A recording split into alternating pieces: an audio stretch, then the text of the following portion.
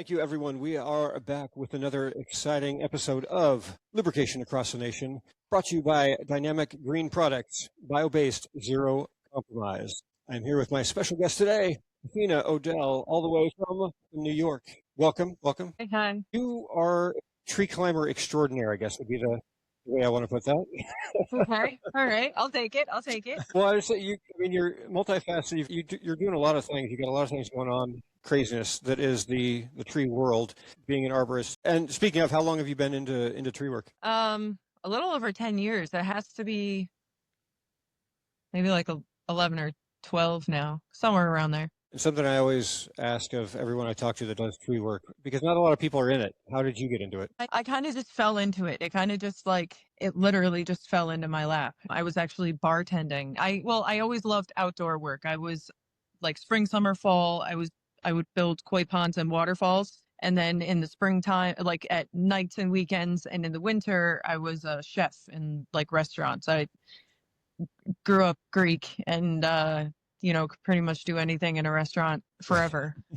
So I'd work outside as much as I can. And then as soon as it would get cold, I'd switch and I'd do restaurant work. And I was bartending one time, and there was this guy that came in, and he kind of was just like, I think you would be good at this. Here's a number, call this guy, talk to him, see what it's about. When it first happened, I just kind of like took the number and put it in my pocket and was just kind of like, all right, thanks. Like I had 4 or 5 jobs or something like that at the time, and I had no room for like another job, but whatever, the curiosity got the better of me, and I ended up calling the number, and it ended up being Bartlett Tree Experts. Oh, And Bartlett, okay.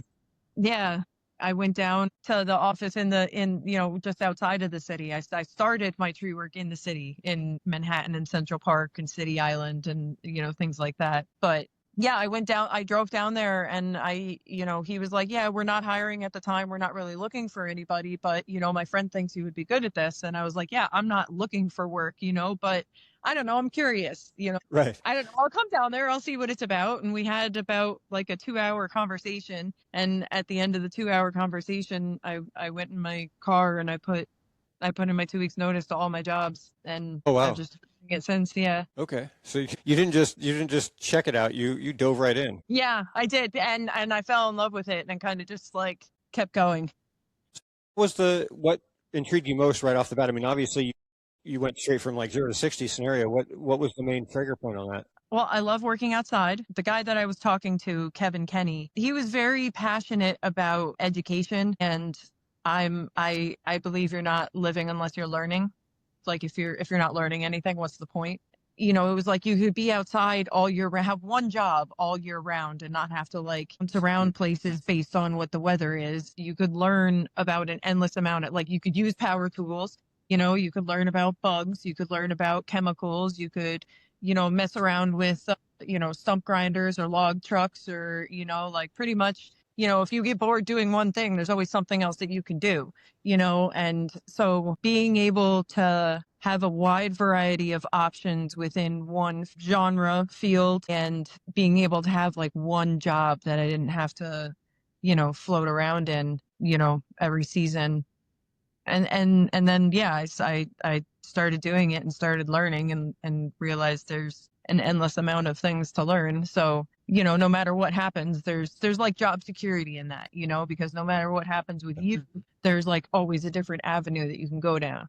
And in those early days, you went into it, I'm assuming, without any equipment, and then you kind of started picking up on stuff as you went. Did they had equipment, and then you kind of bought your own as you went, or did you Yeah. decide like, okay, this equipment's great and all, but I got to have my own tools, my own toys? Yeah, no, because I tend to really dive into things when I do them. So I wanted to be able to do things outside of work too, and just to expand on learning. And then everybody starts doing side work, and you need equipment to do that. So, you just start one, and it's not, once you get comfortable with like one set of gear, like say if you want to switch companies for some reason, you can't like take your gear with you because it's the company's gear. So, I like to just be able to have my own stuff so I can do whatever, whenever. So are you more into the, like, as far as what you like doing the best with it, are you more into the the felling side, or you like being like up in the trees? I like being up in the trees. It's a good way to be, I think. I like being up in the trees, but I'm also a commercial pesticide applicator, and I like being able to see plants develop, keep properties grow. So I like I like being able to do kind of like an all inclusive thing. And so like I do like climbing, but I like the plant healthcare too. But like, I really love climbing. So, and right now, are you, because I know, I mean, you and I obviously talked previously, but as far as your career now, where you're at, you started off working for Bartlett, and how long did you go through that before you kind of started doing your own work for yourself? I was at Bartlett for about a year. It was an hour and a half drive to the shop one way, so it was Yep. Yep.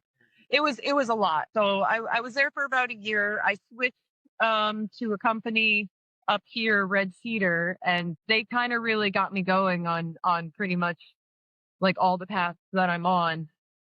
I was with them until they sold their tree division. And then I was with another company for, a good long time until, things just, I talked to you, my things just happened at home. My husband had a brain hemorrhage, and there was just a lot that was going on in the house, and me being like full time at a company wasn't really, an option at the time. And Sure. I have twins, two boys.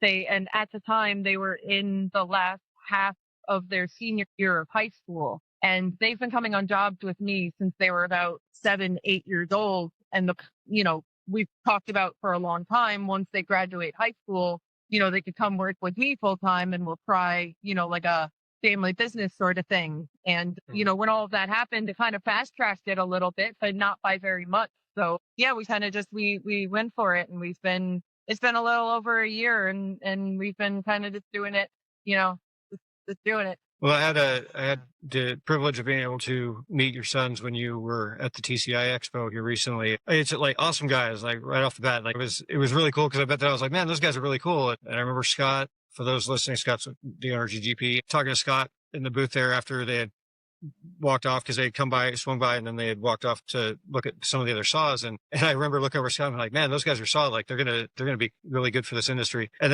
then I met you a while later, and then there was like the 2 and 2 which came together. It was like, oh, wait, you guys know each other. Yeah.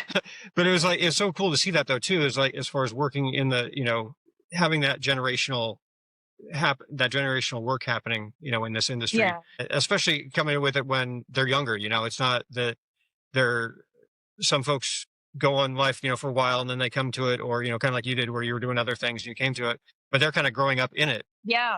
No, they've been, like I said, they've been coming on jobs since they were 7, 8, like not like, full 10, 12 hour, pushing, like they'd come, they could do stuff for like a couple hours, maybe 2 hours, like, hey, can you drag that small brush here, there, and then when they, retired, all right, you can just go play, and, and things like that. And then as they got older and they were able to do more, and then, they come with us in the winter when I plow, and they shovel, and they run skid steers and loaders and, little machines, and they're both starting to climb, and one of them, actually last year, Alexander got his apprentice certification for plant healthcare. So he's starting to get into the plant healthcare side.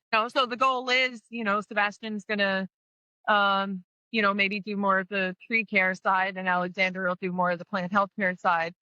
But they'll both help each other, eventually. Oh, totally. Yeah. I mean, well, that's awesome, because as you said earlier, there's so many different facets to this industry. Yeah. There's so many different things you can do. And so if you like pruning, if you like topping, if you like, thinning out things, if you're more into the groundwork and plant health and everything, I mean, there's just so many different things you can do, and you can go, and then once you get those certifications, you can go back and forth throughout it too. You don't have to just focus on that. You can go through them.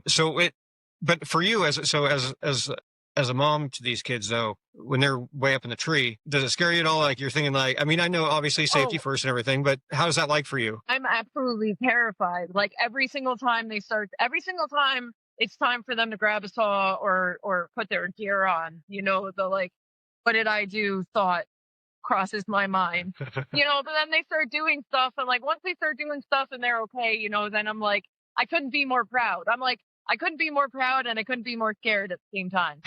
Yeah, I guess, yeah, they're both sides of that. Yeah. And so where do you see this going from there? I mean, are they wanting to make this a career? Is this something that they're doing for now to then do something else? Yeah. No, Right no, on. they want to do this as Yeah, their career. that's cool. That is so cool that they're Yeah. getting into it. And it's funny too, because they're so young that, a few years from now, they'll still be in their 30s and they'll be old timers, right? Exactly. And well, I mean, it's been a couple years now. I bring them to, the CCIA conferences and the ISA conferences. And anytime I'm doing like online classes at home, I'd have them sit and do it with me, so they, I make sure that they're learning as much as possible. Oh, absolutely. Well, and for you, because you were talking about online classes and everything, what's your focus now that you've been doing this for 10 years now? You're going farther into it. Do you have any others where you say like, okay, for, in a few years, I want to be here with it?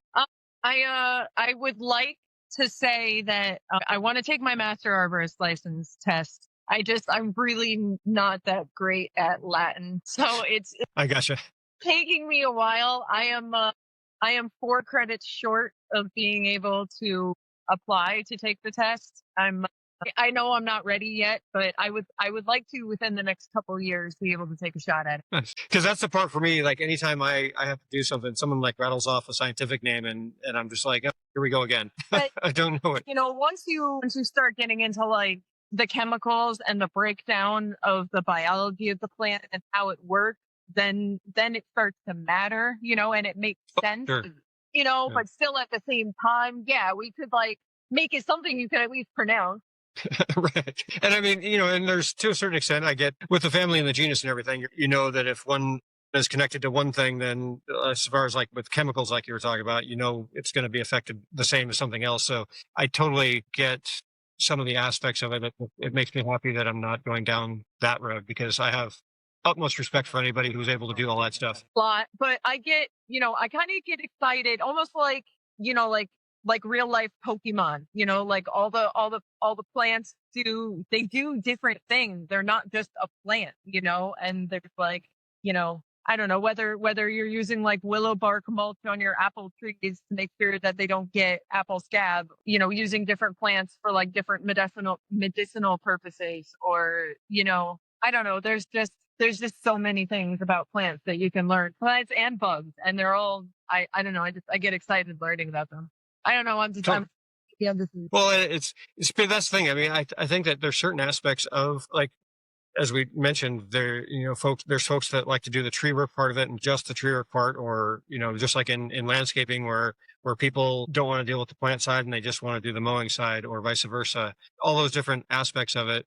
But with your side of it, you got into it and then you're finding yourself more drawn to particular aspects, of it within that arborist world. And again, that's another part where I think folks that aren't familiar with the arborist side of it, things, when you hear arborist, you think tree, and you don't really think about all the other aspects that includes in that plant health. So I was going to ask too, being in New York, we talked a little bit, you and I talked about seasons and things. What's that like for you up there as far as what kind of work do you do shifting? I mean, I assume that this time of year, you probably get some emergency work happening? Yeah, the last week anyway, it's been very windy. So there's a lot of storm damage. Winter time is mostly time for pruning or plowing when it hasn't really snowed much the last couple of years, but hopefully this year it will. But plowing or a lot of pruning. There's not much plant health care in the winter other than anti-desiccants or, like anti-deer sprays. And just preparing for spring, like getting all the tools in order, the garage in order, any chemicals you might need for the spring when it happens. So making sure all your sprayers are all together, kind of like resetting. Yeah. Getting things going. Well, and it's a good time to get all that extra education in, right? Yeah, no, yeah, there's also lots of winter classes. The CCIA is always at the beginning of winter and then the ISA is at the end of the winter. So yeah, definitely a lot more classes get done in the winters than they do. Because we do pretty much everything. So one day we may be doing just trees on the property, but one day we may be doing like the tree and the plant, whether it's the hedge trimmers or the chainsaws, always have the blowers, hand snips, pretty much everything. A little bit of everything. Can you talk to a little bit about why you like DGP as much as you do? I can't remember how long ago it was. It was at one of the trade shows, and it had to have been at least like 3 years ago, 3, 4 years, at least it's been a while. And, went around the booth and got one of those little sample bottles and, ended up using it. And it was like a night and day difference on just how the saw performed. And it made a night and day difference as to how the saw performed. And next trade show, I ended up going around and getting some more sample bottles. And it was like a night and day difference. And I started looking into, the company and just the ingredients and everything. And once I found out that it was biodegradable, I was like, this is really cool. And then my first thought is, oh, it's biodegradable. It's like organic. It's going to be expensive as fuck. And then it wasn't. And I was like, there's got to be something. I don't know. We'll see what happens with this company. We'll see if it lasts, And then I started buying some of it, and like the chains, like pretty much everything that you use it on, the equipment stays cleaner and the oil lasts a lot longer. And the plant and healthcare side of me loves that it's, biodegradable, and I'm not like leaving marks all over everyone's driveway if the equipment's leaking, and that's a huge plus too, because not everybody pays attention to filling up the saws on the grass and not the driveway, Absolutely. And then, I always have like the little extra bottles in the trucks, because we're always working with like different companies and different people and like, networking. And when I'm working with another people, I'm like, here, take this little bottle. This stuff is freaking awesome, and I don't know, people are like, yeah, it ran so much better. So I don't know. Every time we go to the shows, I'm like, we gotta make sure we grab some bottles. Yeah, like, seeing you guys there and meeting you, but knowing that you were so into the product, and you've actually used it, you've seen it in real life, real time, and you have those experiences, which get echoed across. It's kind of interesting because now that I've been able to have a few different shows, be it landscaping shows, tree shows, and I also have been to, the carving show, or in the carving sector, it's talking to all those different people. They all have the same experiences of how good the equipment works, or how good the product works, in their equipment. And it's really cool to see that over time it still performs that way. But you've been using it for a while, it's still the same performance. And and it seems like more people are catching on to it too. So that, that's pretty cool too. Answered that question of like, oh, let's see what happens with this company. It's growing. And, like you guys sent the stuff of like the samples of like all the different things. I didn't know that you, maybe just from not paying attention enough, but I didn't know there was like the hedge trimmer, like lubrication stuff. And it worked great. We used it the other day. And we used the changing the brakes on my car because we couldn't get the bolts loose. And then we tried your stuff and it came loose like right away. And we were like, oh, that was the multi-purpose, the spray. Yeah. Yeah. Yeah. There's so many products that we have and we just keep coming out with more and more of them as we go along. And we've got another product coming online here in the next couple of months that I'll definitely make sure to send your way as soon as it gets into the bottle. It's going to be a game changer as well. So that's the thing that's cool about it, is that it's not just a single one-off product. There's so many different things we can do with it that we can really use to help the industry. And it's not just helping the equipment, but helping you guys stay safe and helping, you, and you've got sons who are in the industry, so they're safer for using it as well. So it's, it gives you a little more peace of mind, even though they're still 20, 30 feet up in the trees, right? Yeah, but I know the equipment's not gonna, catch on fire while they're with it. But I also really, really love that it's like better for the environment. I wanted to ask you something real quick about folks getting into the industry. How hard do you think it is now, or how easy, or, however you want to put that, because it could be either way. Which way are you thinking when someone wants to come into the industry now versus back when you started it? Is it just as easy? Is it harder? Is it easier for someone to start? Both, I guess. There's a lot more options as far as climbing techniques or equipment or ways of doing things now than there was in the past. So I think, on one hand, going into it and being just like presented with all these things and like needing to choose one could maybe kind of seem, a little bit more overwhelming than it would in the past. But on the other hand, because there's so many options, there's so much more opportunity, it kind of opens up the door for a lot more people to be able to come in, because there's so many different ways of doing things that, there's something for everybody, basically, so kind of both ways. I think regardless, it doesn't make a difference. It depends on the person. If you're not willing to put in, the work ethic and have the self motivation to learn and grow, there's no way you're going to be able to make it. You have to have a passion for, the lifestyle, to do it long term anyway. Yeah. Well, and I feel like that with, if you, might agree, might disagree on this point here, but I feel like with the tree industry, with tree care, and, whether or not someone wants to be an arborist or whether they just want to do the tree care side and not, go out for that certification, I feel like you have to be more into it than others in other facets of this industry, because there's just so much to it that, the safety aspect of it alone, you have to really be cognizantly aware. And obviously there's going to be people who don't care about the safety and they're going to do their own thing like we have on everywhere else. But this one, like there's a lot more risk involved with it. And so I feel like a little bit.